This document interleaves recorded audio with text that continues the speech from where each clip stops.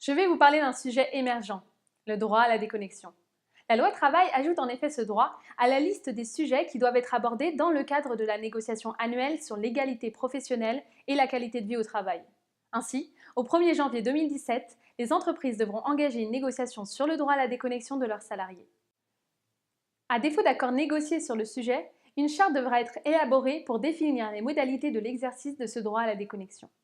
Mais qu'entend-on exactement par droit à la déconnexion ? La loi travail ne définit pas cette notion.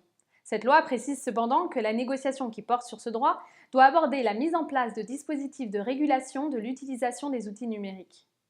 Ces dispositifs doivent permettre d'assurer le respect des temps de repos et de congés et d'assurer le respect de la vie personnelle et familiale du salarié.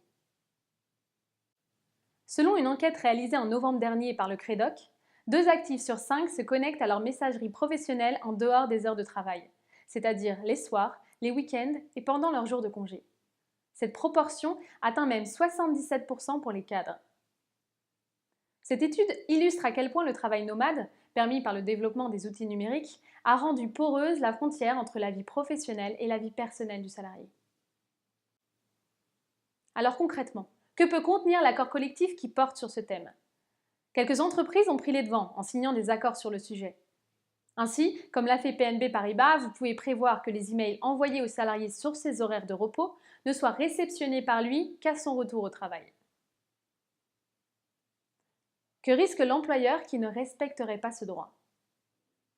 La loi ne prévoit pas de sanctions pour le non-respect à la déconnexion. Toutefois, en cas de contentieux concernant les risques psychosociaux, le juge peut reprocher à l'employeur de ne pas avoir ouvert la négociation sur ce droit à la déconnexion. En effet, les juges apprécient désormais l'ensemble des démarches engagées par l'entreprise pour prévenir les risques psychosociaux.